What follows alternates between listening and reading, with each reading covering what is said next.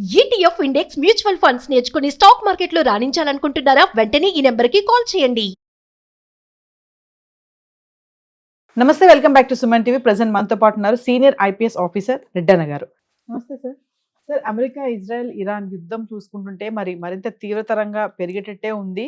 అంటే సీరియస్నెస్ అనేది ఎక్కువైపోతుంది. మరి చూసుకుంటే అసలు ట్రంప్ ఇంట్రెస్ట్ ఏంటి అసలు దీనిపైన? అంటే ట్రంప్ ఏమనుకున్నాడంటే ఫస్ట్ ఇరాన్ తాను చెప్పినట్టుగా ఈ అణువాయుధాలన్నీ కూడా వదిలిపెట్టాలని చెప్పినారు. దానికి మధ్యవర్తిత్వంగా ఒమన్ పెద్దలు అంగీకరించినారు. జరుగుతూ ఉంది. ఇది తెలిసింది ఏమిటంటే వాళ్ళు అణు ఆయుధాల వరకు మేము తయారు చేయము, మీరు ఇన్స్పెక్షన్ చేసుకోవచ్చు అని చెప్పారు. ఇస్తిఫహాన్లో ఉండేది కూడా మీరు ఆల్రెడీ డిస్ట్రాయ్ చేశారు, అయినా కూడా వచ్చి చూసుకోండి అని చెప్పినారని చెప్తారు. మధ్యవర్తిత్వం ఫైనల్ అయిపోయింది అని ఒమన్ ప్రకటించింది. ఒక 3-4 అవర్స్లో ఇది కావచ్చు అని.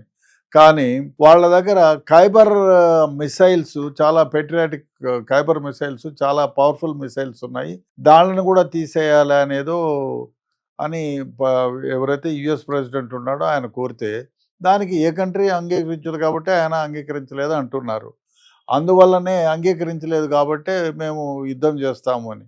ఇప్పుడేమైంది, లేటెస్ట్గా వాళ్ళు మొదటి నుంచి ఇరాన్ చెప్తున్నారు, మేము అసలు మా దగ్గర బయట ఉండే పిచ్చి పిచ్చి వెపన్లే మీ దగ్గరకు ఉపయోగించాం, ఇంతవరకు అసలు ఆయుధాలు తీయలేదు అని చెప్పి ఈ ఐఆర్జీసీ, ఇస్లామిక్ రెవల్యూషనరీ ఆర్గనైజేషన్ ఏదైతే ఉందో గాడ్స్, వాళ్ళు ముందుకొచ్చారు. ఇప్పుడు ముందుకొచ్చి ఖైబర్ మిసైల్స్ని స్టార్ట్ చేశారు. 3 అవర్స్ బ్యాకే ఖైబర్ మిసైల్స్ని స్టార్ట్ చేశారు.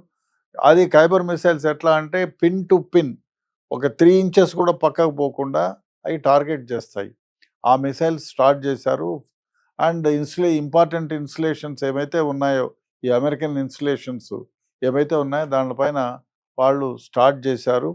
అయితే అది దాన్ని వీళ్ళ దగ్గర ఎవరైతే అమెరికా దగ్గర ఏవైతే వాళ్ళకి యాంటీ మిసైల్స్ ఉన్నాయో అవన్నీ కూడా ఐరన్ డోమ్స్ ఏవైతే ఉన్నాయో అవన్నీ కూడా ఇప్పుడు ఇజ్రాయెల్ దగ్గర ఐరన్ డోమ్స్ ఉన్నాయి.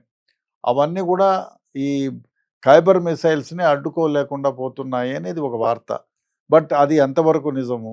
ఇప్పుడు మన ఇండియన్ ప్రైమ్ మినిస్టర్ అక్కడికి వెళ్ళింది కూడా, ఇజ్రాయెల్కి వెళ్ళింది కూడా అందుకే, ఐరన్ డోమ్స్ మనకు కావాలి, అవి ఎటువంటి ప్రమాదాన్ని కూడా అరికట్టగలవు, అదేవిధంగా మీరు ఎట్లాంటి మిసైల్స్ వేసినా కూడా ఐరన్ డోమ్స్ ఆటంకపరిచి అవి సేఫ్టీగా దేశానికి రక్షణ ఇస్తాయనే ఉద్దేశంతోనే అక్కడ పోయి దాని గురించి డీల్. సో ఇప్పుడు ఈ ఖైబర్ మిసైల్స్ వాళ్ళ దగ్గర చాలా ఉన్నాయి, కొన్ని వేల సంఖ్యలో ఉన్నాయి. దాన్ని ఉపయోగిస్తున్నారు. ఈ అమెరికన్ డిస్టిలేషన్స్ ఎక్కడెక్కడైతే ఉన్నాయో అక్కడంతా కూడా ఉపయోగిస్తున్నారు అని చెప్పేది వార్త. అదే నిజమైతే దాన్ని అడ్డుకోవడానికి ఏం ఆలోచిస్తారో చూడాలా. అదేవిధంగా ఏమైపోతుందంటే వీళ్ళు ఆ ఖైబర్ మిసైల్స్ ఈ అమెరికన్ ఇన్స్టలేషన్స్ని భారీగా నష్టపరిస్తే అప్పుడు అమెరికా ఏం చేస్తుంది? అదేవిధంగా అమెరికా ఏమైనా ఇంకా పవర్ఫుల్ ఆయుధాలను ఉపయోగిస్తుందా? ప్రపంచానికి తెలియని ఏదైనా ఆయుధాలు వాళ్ళ దగ్గర ఉన్నాయా? ఉంటే ఈ న్యూక్లియర్ వెపన్ అయితే వాడరు. వాడితే డెఫినెట్గా ఇంకా చైనా ఊరికే ఉండదు, పుతిన్ ఊరికే ఉండడు. కాబట్టి డెఫినెట్గా 3వ ప్రపంచ యుద్ధం అయితే వస్తుంది.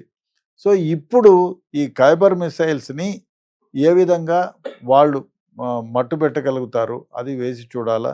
అదే కన్నా కరెక్ట్ అయితే యుద్ధం సమసిపోతుంది. ఎందుకంటే Khyber missiles suppose to be very dangerous missiles.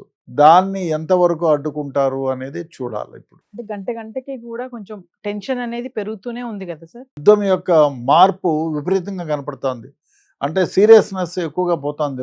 పోను వీళ్ళు ఏమనుకున్నారంటే రెవల్యూషనరీ గార్డ్స్ చేతుల్లో ఉన్నటువంటి ఈ ఖైబర్ లాంటి ఆయుధాలు, ఖైబర్ మిసైల్ లాంటి ఆయుధాలు అది తక్కువ ఉంటాయి, ఉన్నా కూడా మన డ్రోన్స్, తర్వాత మన దగ్గర యాంటీ మిసైల్స్ వాడి వాళ్ళని త్రుంచేయచ్చు అని ఆ ఖైబర్ మిసైల్స్ ఇప్పుడు టార్గెట్స్ని ఛేదిస్తున్నాయనేది ఒక వార్త. ఐరన్ డోమ్స్ కూడా ఏమీ చేయలేక, ఇజ్రాయెల్ యొక్క ఐరన్ కూడా ఏమీ చేయలేని పరిస్థితి ఏర్పడింది. కాబట్టి కష్టంగానే ఉంటుంది. ఏది ఏమైనా ఇది చూస్తే సాయంత్రం వరకు తెలిసిపోతుంది యుద్ధ తీవ్రతను బట్టే మరి ఫర్దర్గా ఉంటుందా లేదన్నా ఇంకా సీరియస్గా జరుగుతుందా, లేదు ఇప్పుడు ఎలాగో ఓమన్ మధ్యవర్తిత్వంలో వీళ్ళు ఊరికి ఇరాన్ ఒప్పందానికి వచ్చేసి ఒప్పందం చేసుకుంటారా చూడాలి. లేకపోతే మాత్రం మూడో ప్రపంచ యుద్ధం రావడానికి అన్ని అనుకూలమైన పరిస్థితులు ఏర్పడుతున్నాయనేది ఒక వ్యవహారం. Thank you.